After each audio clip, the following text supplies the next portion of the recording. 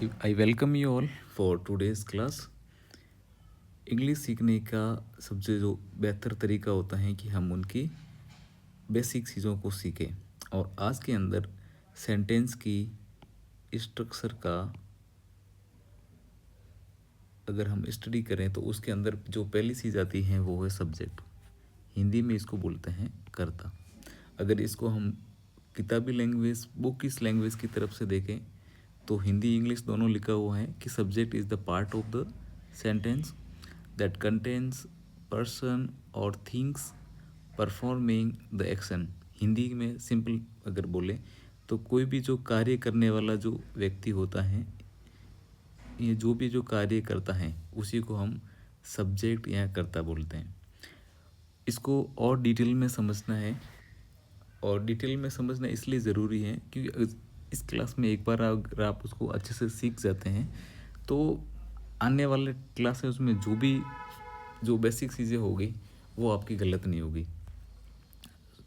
तो अगर हम बात कर रहे हैं इंग्लिश ग्रामर के अंदर सब्जेक्ट क्या होता है, तो सब्जेक्ट का सिंपल अर्थ ये होता है वाक्य में कार्य कौन कर रहे हैं। सबसे पहले सेंटेंस में आपको ये देखना है, चाहे वो हिंदी हो या इंग्लिश हो, तो अगर आपको ये पता चल जाता है कि काम कौन कर रहा है वही आपका सब्जेक्ट रहेगा। और सब्जेक्ट के अंदर ये रहेगा अपना पहला टाइप जिसको बोलते हैं सिंपल सब्जेक्ट। इसके अंदर ये सिंगल नाउन या प्रोनाउन हो सकता है। ओके, एग्जाम्पल की बात करें तो द डॉग बार्क लाउडली। इसका इस मीनिंग ये हुआ कि the dog is the subject because it is the one doing the action.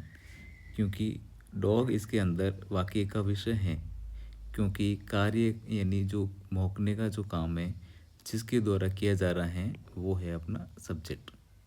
Okay, कुछ और एग्जांपल लेते हैं इसी से रिलेटेड। नंबर 1 है the cat sleeps on the bed. तो यहाँ पर सोने का काम किसके द्वारा किया जा रहा है? कैट, बिल्ली। तो ये आपका हो जाएगा सब्जेक्ट कैट। नेक्स्ट है the Tom runs in the park. तो पार्क के अंदर दौड़ने का काम कौन कर रहा है? दौड़ने का काम किया जा रहा है टॉम के द्वारा, तो Tom is the subject. Next, वह दूध पीती हैं, सी ड्रिंक्स मिल्क। तो मिल्क पीने का काम किसके द्वारा किया जा रहा है? गर्ल्स के द्वारा, that is the she. She is used for the girl और he is used for the boys. Okay, next the dog barks loudly. इसके अंदर काम कौन कर रहा है? Dog, that is the subject. Next, we play with toys. खेलने का काम कौन कर रहा है? हम कर रहे हैं या वी कर रहे हैं, that is the subject. Next, मेरी माँ खाना बनाती हैं, माई मॉम कुक्स डिनर। इसके अंदर खाना बनाने का काम मदर के द्वारा किया जा रहा है, इसलिए सब्जेक्ट हुआ माई मॉम, मेरी माँ। नेक्स्ट, वह किताब पढ़ता है, ही रीड्स अ बुक। किताब पढ़ने का काम किसके द्वारा किया जा रहा है? ही के द्वारा, वह। ये हुआ आपका subject. The bird sings in the tree. चिड़िया पेड़ पर गाती हैं, तो गाने का काम कौन करता है या करती हैं? दैट इज द चिड़िया, birds. The bird is the subject here. वे साइकिल चलाते हैं, दे राइड देयर बाइक्स। तो यहाँ पर बाइक चलाने का काम इनके द्वारा किया जा रहा है, इसलिए इनका सब्जेक्ट रहेगा दे, ये हिंदी में बोले तो वे। I love ice cream. आइसक्रीम किसके द्वारा पसंद किया जा रहा है? मेरे द्वारा या मैं, तो इसके अंदर ये रहेगा आपका सब्जेक्ट। कंपाउंड सब्जेक्ट दूसरा टाइप, पहला पढ़ा अपन ने सिंपल। अब बात करते हैं कंपाउंड की। कंपाउंड का मतलब क्या होता है, जिसको हिंदी में बोले संयुक्त विषय। दो या दो से अधिक संज्ञा या सर्वनाम, जब दो चीज़ें इंक्लूड होती हैं, जैसे टॉम और जेरी, तो इसके अंदर टॉम और जेरी है, ये दोनों सब्जेक्ट है इस सेंटेंस के अंदर।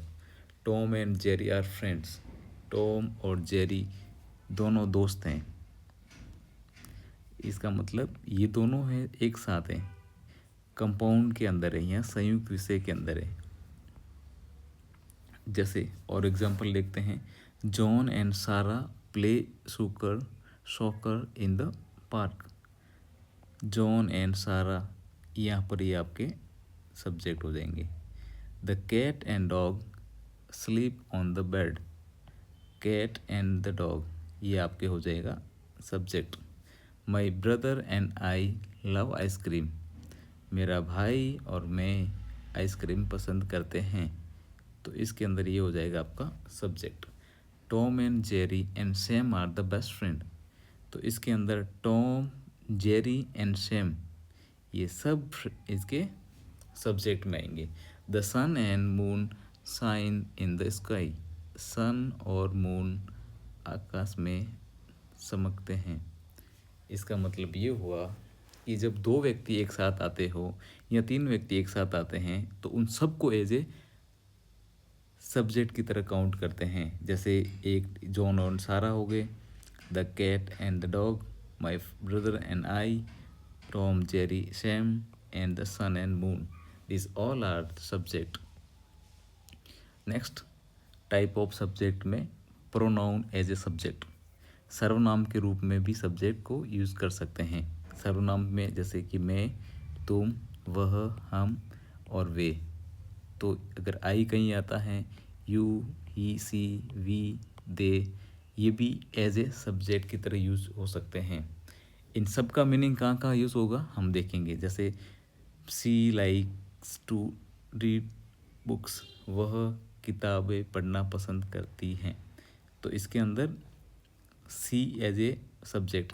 इस पिक्चर के अंदर देखें कि इसमें बेबी सो रहा है, तो ये सब्जेक्ट हो गया। गर्ल्स, ये सब्जेक्ट हो गया। ये दो हैं, तो इसलिए ये दोनों सब्जेक्ट हो गए। अब जैसे सर्वनाम के वाक्य के विषय में सब्जेक्ट रूप में जो इस्तेमाल किया जाते हैं, जैसे मैं स्कूल जाता हूँ, इसका मैंने इंग्लिश नीचे लिखा है। जैसे कि मैं स्कूल जाता हूँ, तो इसके अंदर मैं वाक्य में ये सब्जेक्ट है जो खुद को दर्शाता है, स्कूल जाने का काम कौन कर रहा, मैं। तुम अच्छे छात्र हो, और इसमें यू है जो दूसरे व्यक्ति को बता रहा है।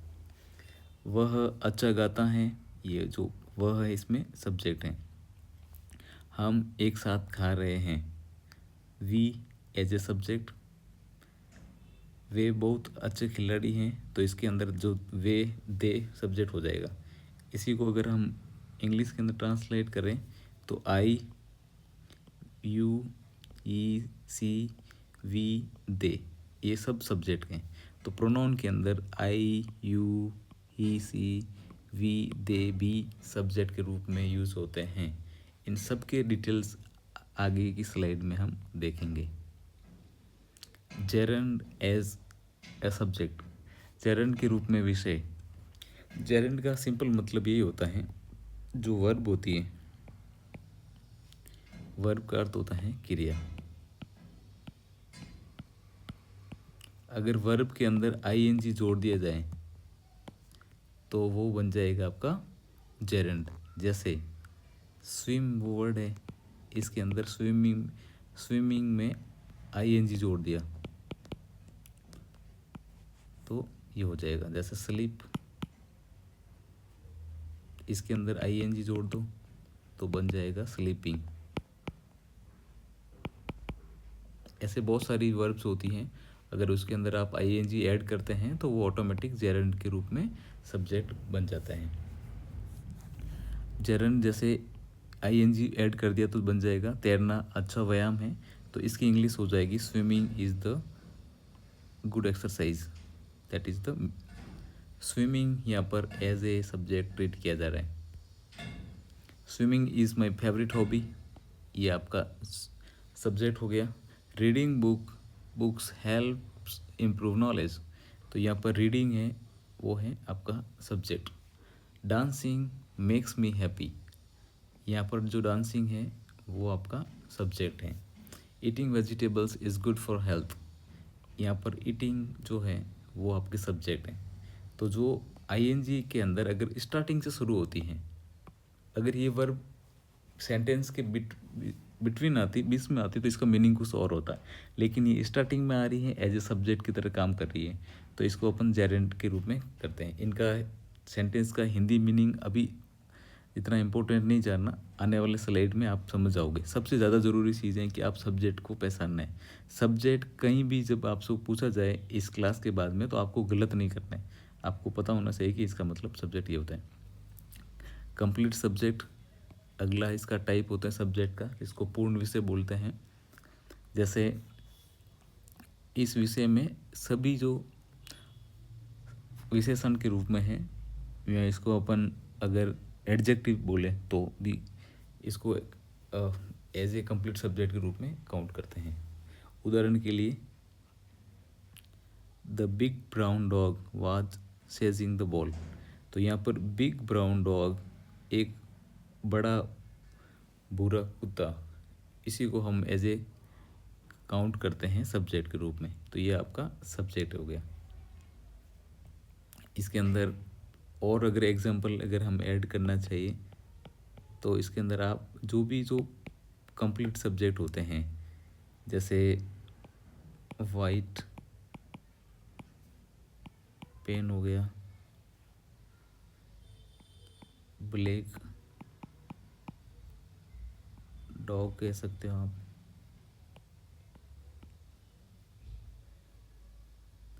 Cold water, these all are the complete subject.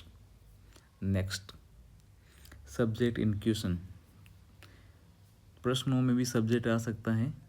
Yes, जैसे क्या शिक्षक कल आएंगे, will the teacher come tomorrow, तो यहाँ पर the teacher is the subject of the sentence. तो एक चीज़ हमेशा ध्यान रखना है, सिंपल जो सेंटेंस होते हैं उनके अंदर सब्जेक्ट हमेशा स्टार्टिंग में आता है।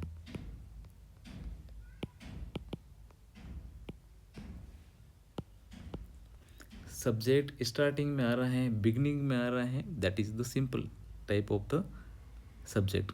अगर ऐसे सेंटेंस होते हैं जो क्वेश्चन वाले होते हैं, उसके अंदर सब्जेक्ट स्टार्टिंग में नहीं आ करके जस्ट वर्ब, हेल्पिंग वर्ब या उसके बाद में रहेगा। जैसे यहाँ पर जो टीचर हैं वो है सब्जेक्ट। जैसे डू यू प्ले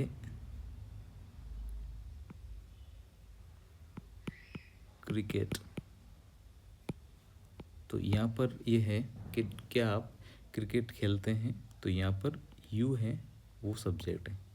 तो जस्ट वर्ब या हेल्पिंग वर्ब के बाद में अगर कोई भी नेक्स्ट जो अपना मेन जो सब्जेक्ट रहता है, उसी को हम सब्जेक्ट के रूप में काउंट करते हैं। नेक्स्ट, अब बात करते हैं कुछ प्रैक्टिस की। आपको हमेशा एक ही चीज़ ध्यान रखना है प्रैक्टिस करने से पहले, सिंपल सेंटेंस के अंदर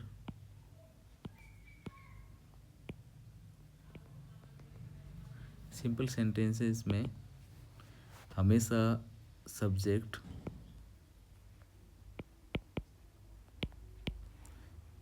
एक नंबर पे आएगा, that is the first. Sentence के शुरुआत में फर्स्ट नंबर पे जो चीज़ आ रही है, और सेंटेंस में ये देखना है कि काम किसके द्वारा किया जा रहा है, वही आपका सब्जेक्ट रहेगा। तो शुरू करते हैं। The cat slept on the couch, बिल्ली सोफे पर सोई है। अब इसके अंदर सब्जेक्ट कौन है, इसके अंदर सब्जेक्ट हैं the cat. Next, he enjoys reading book, वह किताबें पढ़ना पसंद करता है। इसके अंदर सब्जेक्ट हैं ही। दे वेंट टू पार्क, वे पार्क गए। इसके अंदर सब्जेक्ट रहेगा आपका दे या वे। सूरज पश्चिम में अस्त होता है, the sun sets in the west, तो इसके अंदर आपका सब्जेक्ट रहेगा द सन। मैं खाना बनाना सीख रहा हूँ, I am learning to cook, इसके अंदर सब्जेक्ट रहेगा आपका आई। तो इन सब सेंटेंस के अंदर देखें तो जो स्टार्टिंग में जो चीज़ आई है वही आपका सब्जेक्ट है, जैसे the cat, he, they, the sun और I, this all are the subject. Next, the teacher explain the lesson, अध्यक्ष ने या अध्यापक ने पाठ समझाया। तो यहाँ पर पाठ समझाने का जो काम किया जा रहा है वो किया जा रहा है टीचर के द्वारा। The teacher is the subject here. Next sentence, वह खूबसूरती से गाती है, सी सिंग्स ब्यूटीफुली, तो इसका जो गाने का काम किया जा रहा है वो सी के द्वारा किया जा रहा है, तो that is the she subject here. वह, my friend are coming over tonight, मेरे दोस्त आज रात आ रहे हैं, तो इसके अंदर सब्जेक्ट रहेगा माई फ्रेंड। नेक्स्ट, बच्चे ने पूरी बच्चा the baby cried all night, बच्चा पूरी रात रोया, तो इसके अंदर जो सब्जेक्ट रहेगा आपका द बेबी। अब आपको नेक्स्ट सेंटेंस में इसमें बताना है कि इसके अंदर सब्जेक्ट क्या है। दिस बुक इज़ इंटरेस्टिंग, ये किताब दिलचस्प है, तो इसके अंदर सब्जेक्ट क्या रहेगा वो आपको बताना है। नेक्स्ट, और प्रैक्टिस कर लेते हैं। He is eating an apple, इसके अंदर आपका सब्जेक्ट रहेगा he. She is reading a book, इसमें रहेगा आपका she. They are playing football, इसका रहेगा they. I am writing a letter, तो I is the subject. We are watching a movie, ये आपका subject. The dog is barking, the dog is your subject. She is cooking dinner, she is subject. He is studying for the exam, तो इसके अंदर आपका he subject रहेगा। I am listening to music, तो इसके अंदर आई सब्जेक्ट रहेगा। They are working on project, so they are subject. इन सब के अंदर कॉमन बात यह है कि सब के अंदर जो स्टार्टिंग के अंदर जो चीज़ हो रही है वही आपका सब्जेक्ट है। आपको करना क्या है, बस ये जो है इनका मतलब पता होना से आपको इनका मीनिंग क्या होता है। आई का मतलब, वी का मतलब, दे का मतलब, ही का मतलब, सी का मतलब, और आने वाले स्लाइड में इनको डिटेल में समझाएंगे। देखिए, एक तो होता है आई, इसका हिंदी में अर्थ होता है मैं। वी को बोलते हैं हम। यू का मतलब होता है आप या तुम। दे का मतलब होता है वे। बॉयज़ का मतलब होता है प्लूरल, दो से ज़्यादा चीज़ हो रही है, मतलब एक से ज़्यादा। तो एक से कोई चीज़ ज़्यादा हो रही है, that is the one, then more than one is called the plural boys. तो इसके अंदर आई एज ए प्लूरल की तरह यूज़ करते हैं, वी हम एज ए प्लूरल की तरह यूज़ करते हैं, यू एज ए प्लूरल की तरह यूज़ करेंगे, और दे भी और बॉयज़ भी।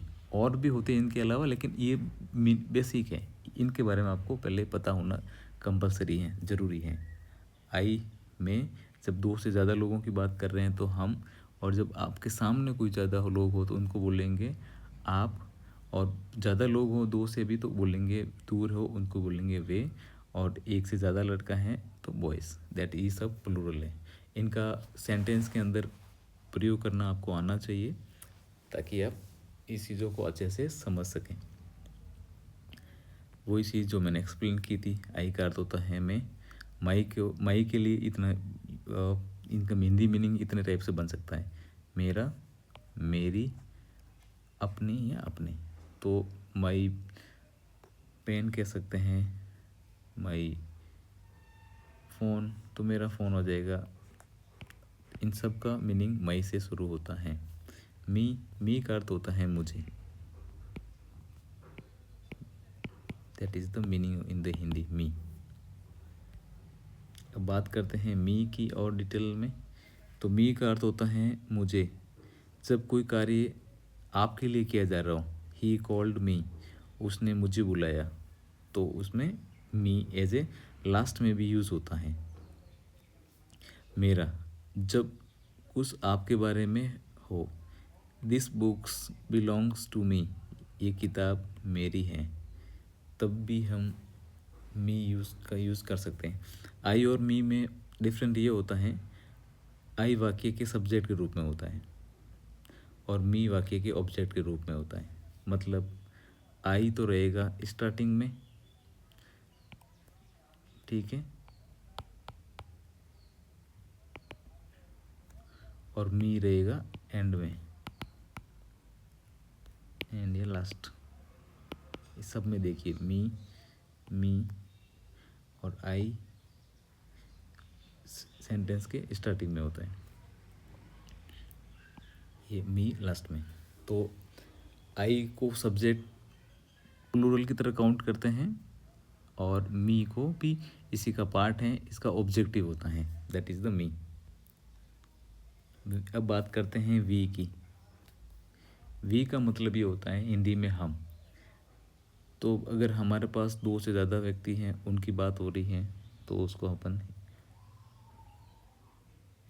वी या हम के रूप में यूज़ करते हैं। To talk about a group including the speaker, तो एक ग्रुप के बारे में बात हो रही है, इंक्लूडिंग बोलने वाले के बारे में।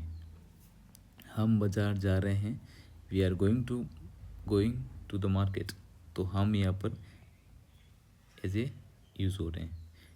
It to include the speaker and the listener, तो इसके अंदर सब लोगों को शामिल करते हैं, बोलने वाले को भी और सुनने वालों को भी। We should work together on this, तो जब अगर जैसे किसी ने ये बोला है we should work together on this, हमें इस पर एक साथ काम करना चाहिए, तो इसके अंदर जो भी टीम पूरी है, जो मैं बोल रहा हूँ मैं भी हूँ और जो सामने लोग सुन रहे हैं वो भी है, वो भी सब वी का ही पार्ट है। Next, to refer to a general group, एक किसी जनरल ग्रुप को अगर हम रेफ़र करते हैं, जैसे कि ह्यूमंस, जैसे we need oxygen to survive, हमें जीवित रहने के लिए ऑक्सीजन की आवश्यकता होती है, तो अगर इस पर यहाँ ग्रुप जनरल ग्रुप के बारे में यहाँ पर बात हो रही है, दैट इज़ द हम।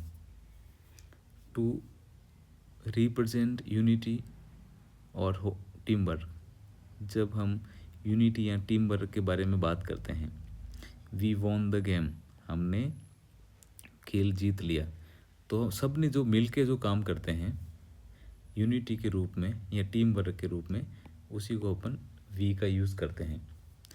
Next, to make polite suggestion और इनविटेशन, अगर आपने पोलाइट सजेशन है या फिर इनविटेशन है तो भी वी का यूज़ करते हैं। Shall we go for a walk, क्या हम टहलने चले, तो ये भी वी का पार्ट है।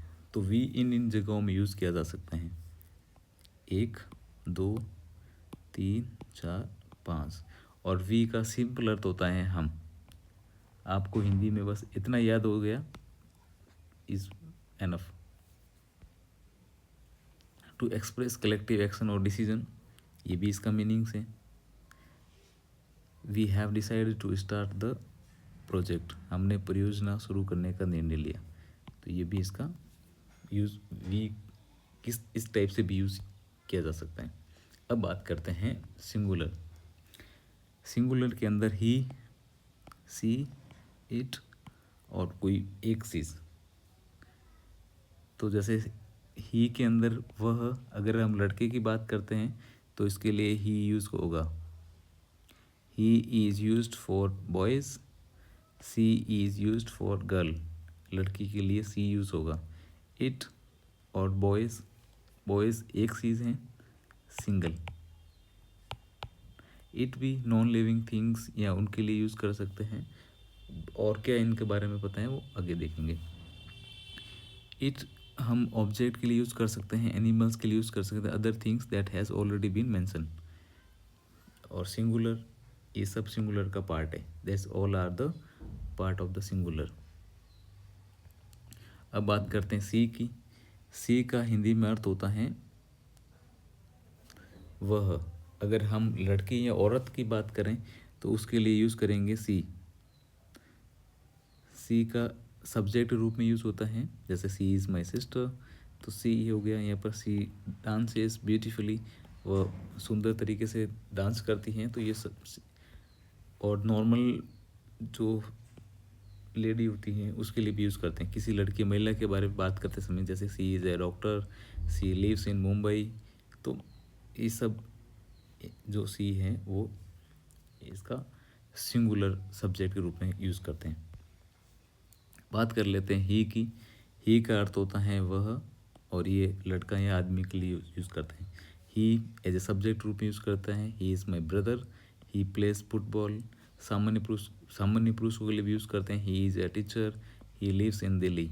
तो इसके अंदर ही का अर्थ सिंपल अर्थ होता है वह, और किसके लिए यूज़ करते हैं, लड़का या आदमी के लिए, सिंपल।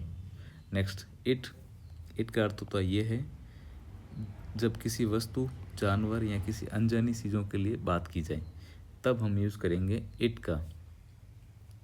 या जब किसी वस्तु की, दूर की वस्तु के बारे में बात की जाए, इट का प्रयोग कहाँ होता है, नंबर 1 निर्जीव वस्तुओं के लिए। निर्जीव का अर्थ होता है जिसमें जो जीव नहीं होता, सिंपली अर्थ बोल रहे हैं, नॉन लिविंग थिंग, जैसे टेबल हो गई, कार हो गई। It is a table, it is a car. जानवरों के लिए भी यूज़ करते हैं, it is a dog, it loves to play, इसे खेलना पसंद है। अज्ञात चीज़ों के लिए भी हम यूज़ करते हैं इट का, जब किसी चीज़ के बारे में स्पष्ट रूप से जानकारी नहीं हो। It is raining, it is cold today. इसके अलावा टाइम, डेट या डिस्टेंस बतानी हो तो भी यूज़ करते हैं, it is 5 o'clock, it is Monday today. तो ये इट का प्रयोग हो गया।